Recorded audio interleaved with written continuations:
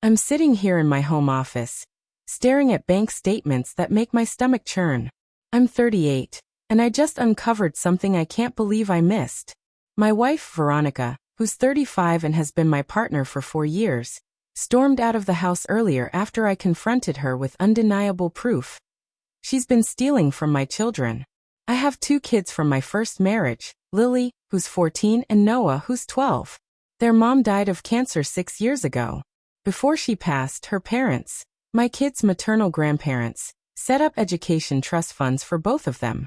Nothing extravagant, but they've been putting in about $50 a month since the kids were born.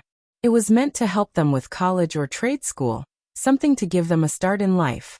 When I married Veronica, she came with 2 children of her own, Jade, 13, and Aiden, 11.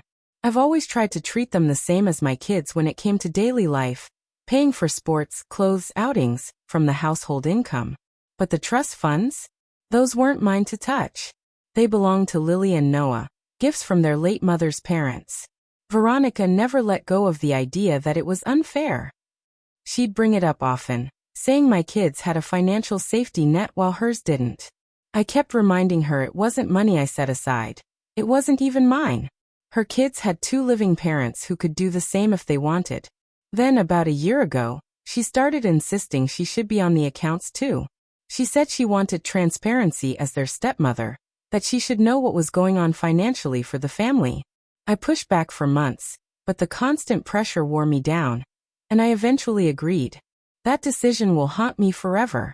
Just last week, she sat me down and said we needed to fix the inequality in our household. She looked me straight in the eye and said, "Your kids' trust funds are just sitting there while mine have nothing. It's not fair they'll be able to go to any school they want while my kids will struggle." I told her again firmly that this wasn't my money to touch. It was from Lily and Noah's grandparents. She shot back that maybe we should use some of it for family expenses and let the kids borrow for college later like everyone else. That set off alarm bells in my head. When I asked her why she was suddenly so obsessed with money that wasn't hers, she blew up, accused me of not caring about her children, and stormed off to her sister's place. The next morning, I logged into the trust accounts. My blood ran cold. Almost $87,000 gone. Withdrawals had been happening for months. Small amounts at first, 500, 1,000, then larger ones, 5, 8, 15,000 at a time. The most recent withdrawal was just 2 weeks ago.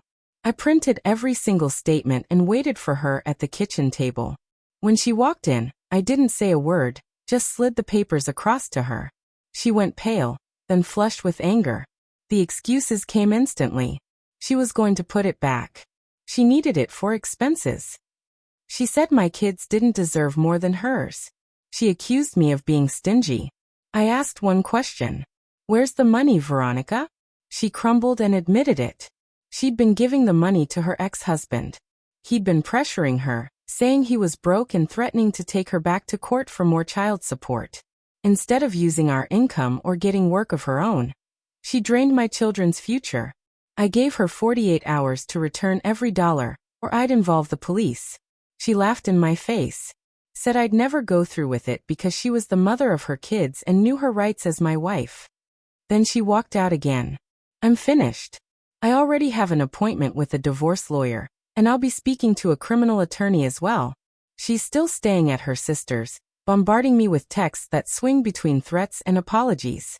My kids don't know yet. I can't even begin to imagine how to tell them their grandparents' gift, the money meant to secure their futures, has been stolen. The past few days have been a blur. First thing Monday, I went to a divorce attorney with all the documentation. Proof she was added as co-trustee, the withdrawal records, and my notes. The lawyer was blunt, said financial abuse like this is serious, but prosecuting a spouse for it isn't simple. After that, I went to the bank. That's when I learned it was worse than I thought. She hadn't just taken cash. She'd been writing checks directly to her ex-husband, funneling my kids' money to him under the radar. Now I'm preparing for the fallout. Divorce, possible charges, and the hardest part of all, explaining to Lily and Noah how the future their grandparents tried to give them was stripped away by the woman I thought I could trust. Derek had been dipping straight into the trust accounts. The bank had records of every move, nothing hidden. When I finally called him, hoping he'd do the right thing, he played dumb. "What money?" he said. "Veronica never gave me anything." That was the moment I realized I needed professionals. I hired a forensic accountant, and within a single day they laid it all bare. There were $23,000 in cash withdrawals, gone without a trace. Another $30,000 had been funneled through checks made out to cash and deposited into an account Veronica had secretly opened in her own name. On top of that, $34,000 in checks had been directed to a cluster of LLCs that all led back to her brother-in-law, Gloria's husband, Raman. The truth hit me like a brick. Veronica wasn't secretly helping her ex like I'd thought. She was shuffling money into her sister's household under a cover of bogus business transactions. When I texted her the evidence, she lost control.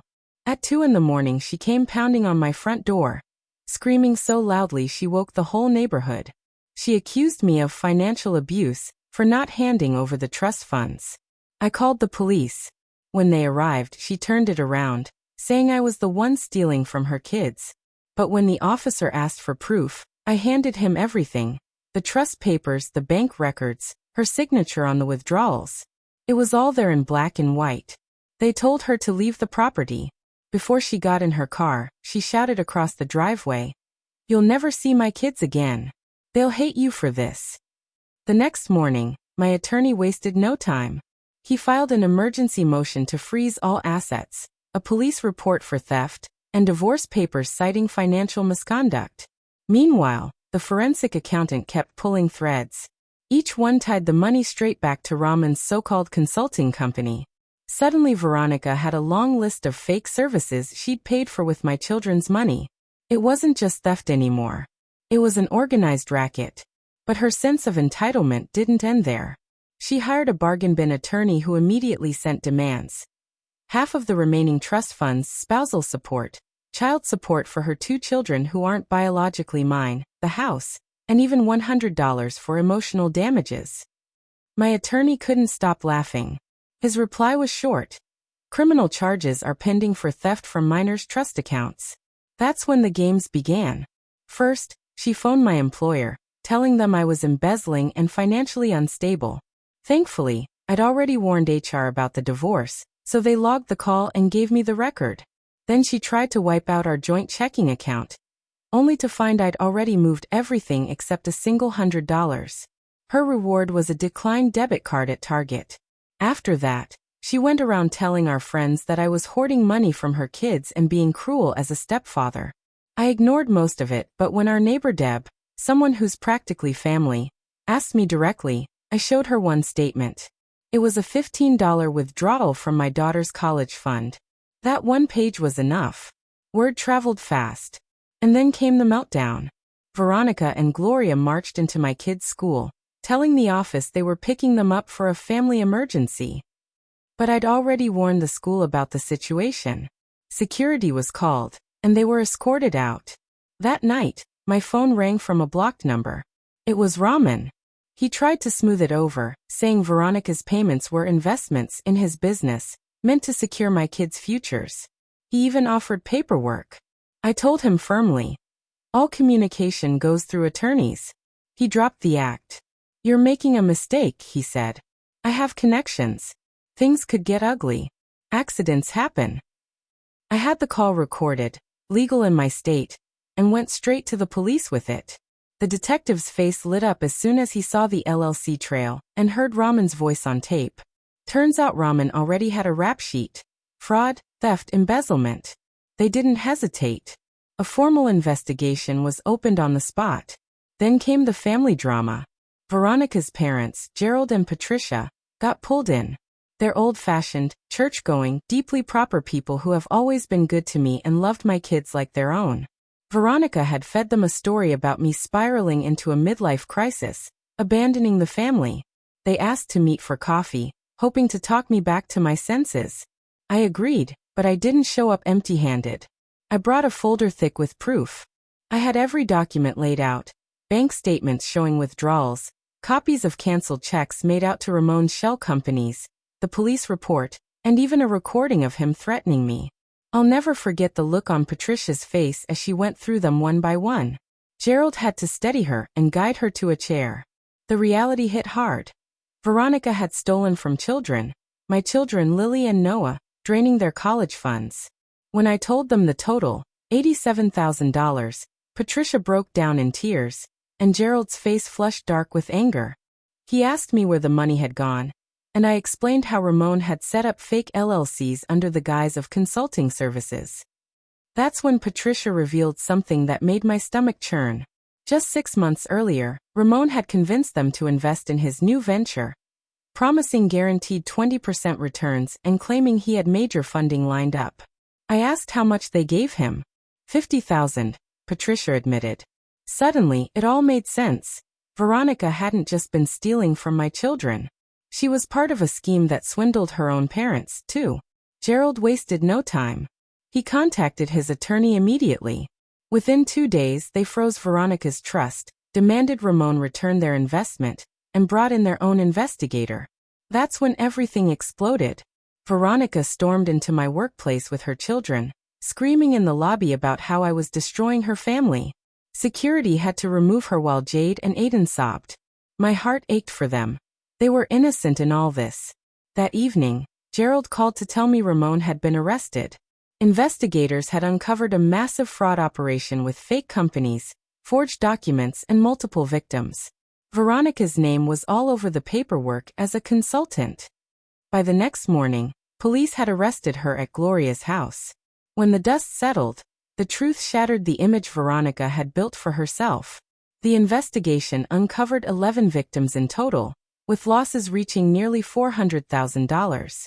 Veronica was listed as secretary-treasurer on all of Ramon's shell companies, and she'd pocketed $127,000 in so-called consulting fees over 18 months. $87,000 came directly from my children's trust accounts, the rest from other victims. She was charged with theft from minors, conspiracy, fraud, and money laundering. Her parents bailed her out but forced strict conditions. She had to move back home, surrender her passport, and give them power of attorney so they could help recover what was possible. Authorities managed to seize $43,000 from Ramon's accounts, $15,000 from a secret account Veronica held, and $30,000 from selling Ramon's boat and motorcycle. Gerald and Patricia liquidated Veronica's personal trust, about $40,000, and handed it all to me.